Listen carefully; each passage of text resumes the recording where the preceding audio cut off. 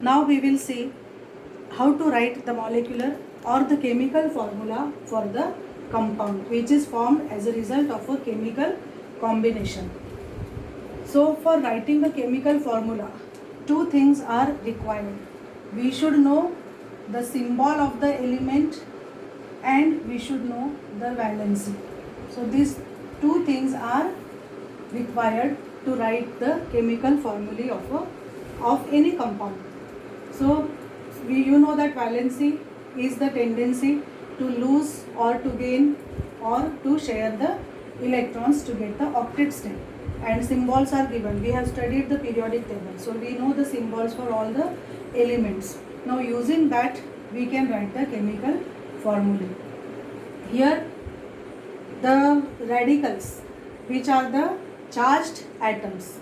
Now when the atom gets the charge, if it loses the electrons, and that losing electron is the electropositivity, and we know that metals are electropositive, so metals will form the positive radicals, whereas the non-metals, which have the tendency to gain electron, they will gain the electron and thus they will become negatively charged, and in other words we can say they are the electronegative atoms, and they will form the anions or the negative radicals, and those negative radicals are acidic radicals, non-metallic radicals, and the positive radicals which we get from the metals, they are the basic radicals.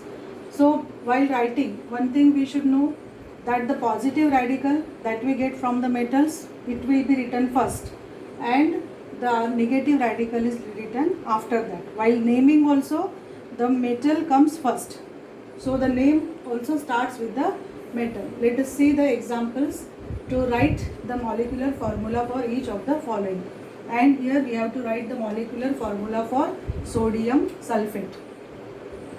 First step is that we have to write the symbol for the constituents. So here sodium is there and it has the valency is 1, and then sulfate radical, the valency is 2. Second step is that we write the valencies below this. Below sodium we write 1, SO4, sulfate we write 2, this is 2. Then third step is that we cross multiply the valencies.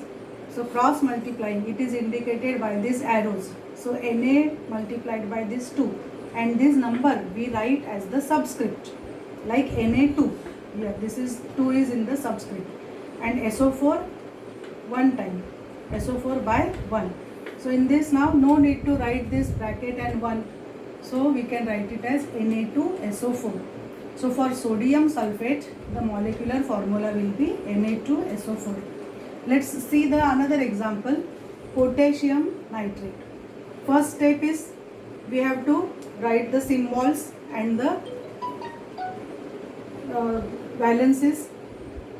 Second step we write the valencies below the symbol.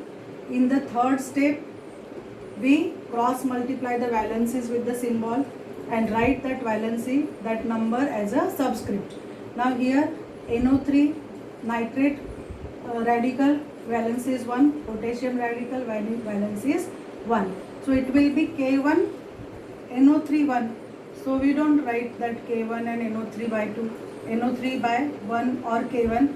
So instead we write KNO3, and this is potassium nitrate. This is the molecular formula for potassium nitrate. So such way, step by step, we have to deduce the molecular formula of the given compound.